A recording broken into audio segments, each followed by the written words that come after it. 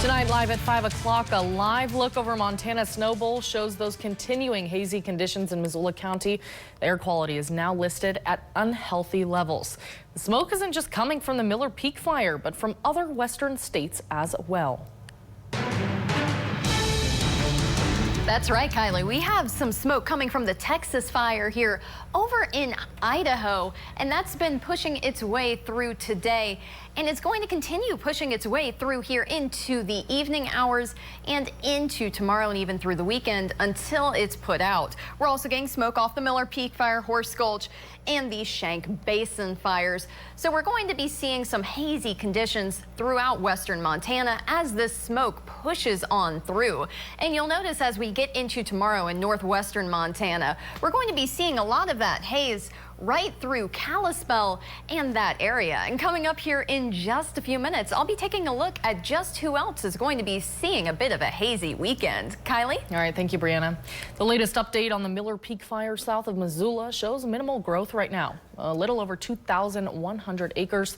The cause of this fire remains unknown. Crews are conducting burnout operations in the Plant Creek area, preparing for hot and dry weather conditions throughout the end of the week and into the next. Area and road closures are in place around that fire. Now, across the state, DNRC now reports 72 active wildfires, with 24 new wildfires spotted in just the last 24 hours. Now, this year, there have been 870 wildfires burning a total of over 78,000 acres. 49% of those are listed as human-caused. The largest wildfire is the Dead Man Fire in the Bighorn and Rosebud counties, measuring nearly 19,000 acres. Fire crews are now working around the clock on fires throughout the state. Joining me live at the desk to explain what it takes in and out of the field is Charles Palmer. Charles, you're a professor at the University of Montana. He served as a wildland firefighter for nearly 20 years and currently specializes in human factors in wildland firefighting and other high-risk occupations. Thanks so much for joining us tonight, Charles. So my first question tonight, what tolls are taken to firefighters when they're out working these fires?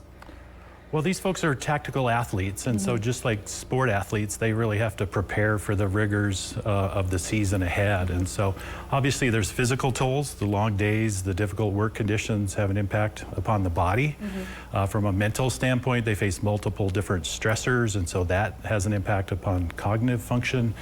And then from a social standpoint, the kind of unpredictable nature of fire oftentimes leads to them being gone on short notice and for kind of extended periods of time. So that can be disruptive to their personal relationships. And when you add all those three together, there can be a rather significant toll at times on their overall functioning. Makes sense, yeah, for sure. And what impact does working these wildfire seasons have on firefighters after the season is over?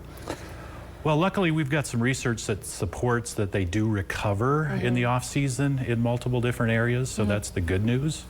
What folks oftentimes I don't think realize is that oftentimes fire is not the only thing that they do. So they have other positional responsibilities as well with whoever has hired them. And so oftentimes that work builds up while they're off fighting fires. And so when the season finally does slow down or hopefully end, then all this other work that's kind of accumulated over the course of the fire season still needs to be done.